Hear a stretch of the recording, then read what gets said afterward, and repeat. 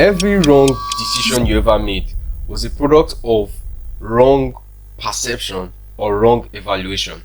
I'm Temilayo Coach, and I will be showing you how to use discernment to work in your life practically. Join me. So first and foremost, I would like to talk about what discernment is. We have all been hearing about discernment. Discernment is an offshoot of the word discern, which means to make right judgments, to judge correctly. You can look up the word discern. It has so many meanings, but at the center of it is actually to make the right judgment. I'll be sharing with you my own definition of discernment. Discernment to me is the ability to make sound decisions based on evaluations you got through your use of your perception. Let me take that again. Discernment is the ability to make sound decisions. Some can call it wise judgment, some can call it sound decisions, but sound decisions as a result of the evaluation you got from your perception of an event, your perception of an individual, your perception of anything. In that definition, you have to underline ability, sound judgment, evaluation, and then perception. Let me just touch on these words. Ability is something you are able to do, but then it has to be developed. And I will say this to everyone: there is no human that doesn't have a measure of discernment. The only difference between all of us is our use of it. Just like the way the muscle is, it's the same way people who go to gym and they are exercising themselves, they are working up, they are working out. You see the way their muscles, you see the way they are built. It's the same. There's nobody that cannot actually be physically built.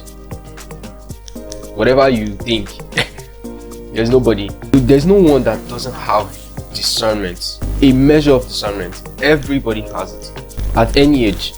But the difference is the development. To what degree have you used it? To what degree have you grown in your use or the usage of that ability? It's an ability, like we know it. It has to do with sound judgment, sound decisions. So sound decisions, correct decisions, the right decisions that you need to make. That's the end point. Because if at the end of the day, you're able to perceive something, you drew some conclusions from that event or person, whatever action or behavior that person did, and then you didn't make a decision, that's not discernment. You are just perceiving. That's just perception. Until it brings you to a point where you make a decision, then it's not discernment yet. You have to be able to make a sound or wise judgment or sound decision at the end of that evaluation, at the end of your use of your perception. Evaluation, to assess something, to break down what this thing really is. Then perception, how you're able to gather facts, how you're able to interpret them. That is it for discernment. Discernment is very, very important in our lives. We actually do use it. It's just that many of us have not trained it. A lot of people haven't trained it. For business owners, this is part of what helped them to build successful businesses. They were able to spot opportunities, and with that opportunity, they took steps. They were able to make a sound judgment that this is what they need to do, and then they made that decision. And today, some of those companies have become conglomerates and giants. The same thing for relationships, the same thing for your health, the same thing for any area of your life. Discernment is very, very important. Let's move on to the 3 keys that will help you in its application. Number 1, perception. You have to train your perception. And what is your perception? Your perception is the act or ability, or your ability to use your senses to gather information, to gather data, to gather facts, and then interpret those facts. So for those who are business owners, for instance, you spot an opportunity, you acquire information, you see this as a problem that you can solve, you can get a reward for, and then you begin to put all your effort into ensuring that this idea becomes real. You turn it to a product that solves people's problem. But you first spotted it as a problem before creating a solution to it, and then you were able to interpret it as something. You did not just see it, it could be anything. So I watched this movie, Upstart. It's an Indian movie. One of the co-founders, in person, the CEO himself, the co-founder, there was a particular situation in his life, I think probably in the beginning, where he needed to get a medication, or someone needed a medication. He just thought about an idea for medications. I can't remember which of the scenes, but I remember when he was pitching to one of the VCs at SoftBank, he wanted to raise capital, more capital. He shared that story with her, what they go through to get their medications. Sometimes the place is always very far, so he just had the idea that use the same model of Cuba but for medications, where somebody very close to you can deliver medications to you, whether through walking, whether through bus, going through transport system. But your medication, once you order for it on the phone, it gets to you through the closest person around you. Maybe someone can pick it up on his way, like you are using a stone to kill two birds. That was how he was able to spot it, and he interpreted it as something that he could solve. And then he went for it, and that the rest is history. Number 2, patience. If you are really going to develop your discernment, you have to be very patient. You can't afford to not be patient. You have to. There's so many things that you have to endure. And what is patience really? Patience is just waiting. Endure. Another word for patience can be forbearance. Even from the word forbearance, you already know that you have to be able to forbear. It's just the act of waiting, and it doesn't come in one day. It takes a while to be patient. It grows with use. That's one thing about patience. It grows with use. The third one is observation. And what is observation? Observation is the ability to notice things, notice events, to gather information from that event. Scientists use this a lot. Same with business owners, same with people. We all use these things, but we may not just be consciously, we may not be aware of it. Somebody that has not done any of these 3 things I listed, any of it, perception, patience, observation, we all are using it. We all are doing it every single day, every minute we do it. When you want to do any, just take some time to look at every time you have made a decision. You wanted to cook, you wanted to do anything, you wanted to take a walk, you're going to walk, you wanted to request for something, you, at different points in time, as long as you make decisions daily, you are using one or more of these things: perception, patience, observation. So observation is hinged on 2 things or 3. Number 1, it notices. It can identify an event. It's about putting your attention to an event. You have the intention of gaining facts, so your attention is towards an event or anybody or anything, and then you are gaining information from that fact. You are not just noticing, you are not just looking at it, you are not just quietly observing, quietly watching, carefully watching. That's what observation is all about. Carefully watching an event or anybody to gain information from that watch, or from you giving your attention. That's the intent, to gain information. They are the keys to discernment. There are more, but I feel these 3 are the epicenter of everything. These 3, they are the epicenter. There are other ones. I actually don't want to touch on that, but the focus is these 3: perception, patience, observation. 3 ways you can improve your perception. Number 1, learn to practice active listening. Learn to listen more. In a world that everybody wants to speak up, we hear videos, we watch videos, people talking about you have to speak up, you have to be expressive, you have to talk about what you know, tell people what you know, speak up, but you have to listen more than you speak.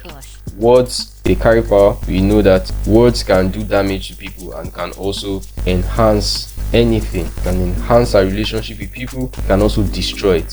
So we have to be very careful where you channel those words. It's not just about speaking up, it's about speaking up in the right way. If you want to put it as a quote, you are free to, but speaking up in the right way. Number 2, practice quietness, practice stillness. Learn to be quiet. Separate some time in your day, maybe 3 minutes, 5 minutes, 10 minutes, whatever time you feel. Separate it. You just quiet, no noise, no phone, nothing. It helps you. Number 3, separate time to think carefully. Away from activities. In a day, you should have at least 20 to 30 minutes. 10 minutes is specific time where you think through your day, you think through your actions, you think through the decisions you made for that day. The 3 ways you can improve your perception. Number 1, you listen more, practice active listening. Number 2, practice quietness. And number 3, set aside time to think carefully. 3 ways you can also improve your patience. Number 1, learn to rest. Resting is just intentional downtime. You just separate yourself from anything, actions, just to relax and to rest, to recuperate, to rejuvenate, to rehabilitate, whatever it is. Just joking. Rest. Very, very important. Number 2, focus on the present. Whatever your hand finds to do, like Ecclesiastes would say, do it. Learn to focus on present tasks and just do them. Whatever is in the present, focus on it. Enjoy your moment. Enjoy the present moment. Number 3, practice. Practice what? Practice rest. Practice focusing on the present. Practice patience. Practice endurance. Sometimes you delay some things. You want to eat now, just intentionally delay. Except in situations where you need to, but you can just delay it a bit and say, okay, instead of eating now, I'll eat in an hour's time. The more you keep doing that, it helps you. The more you keep practicing forbearance, the more it gets better. 3 ways you can improve your observation. Number 1, because observation is just hinged on your attention. It's the primary, I would use the word epicenter, or at the center of observation is your attention. And once that is lost, there's no point. You won't be able to gather anything, you won't be able to notice anything. Your attention improves through meditation, you listening more, and then learn to journal, learn to write things down. You can have a book. I would advise you use a physical notebook, notepad or a notebook, or if you have a digital one to do whatever, notes on iPhone, you can use that. You can use, but it's better you use the physical one. And one thing about writing things down is the effort you put in to write something down doesn't just go away, because as you're writing that thing down, you are keeping a memory of it in your brain. Your brain is recording that thing you are doing, because it's also an action you are performing. And that's why you see songwriters understand the power of writing their songs. They understand it. They know that there's something that comes with. They may not be able to articulate it, but something that comes is it stores. It's an action you are performing by writing, and your brain will not forget that event. That's why it's easier for you to remember sometimes something you wrote down. You see some people when they want to write their exams, they write down everything they are reading. Again, the definitions, everything. It helps you. It helps your memory. These are the 3 things that help your observation. Then I would like to add a bonus to this. Rest is very, very important. There's so many types of rest. You have mental rest, you have physical rest, you have social rest, you have spiritual rest. But the most important thing is rest helps your discernment. It helps your discernment. Let me give you a practical example. So let's assume you have a lot of tasks at hand, and then you give yourself time away from activity. Now you're not overloaded with too many things. In that place, maybe you are meditating, maybe you are just practicing calmness. You'll be able to observe, you'll be able to make better decisions. Why? Your mind is not clouded with too many things. It's possible to have the noise outside and also have the noise within. People don't know that the noise within is actually more than the noise outside. So rest helps your discernment. Then to set aside time to rest. Thank you for watching this video. Like, share, also make a comment in the comment section. Please share this video to someone, and also subscribe to my YouTube channel. Love you guys.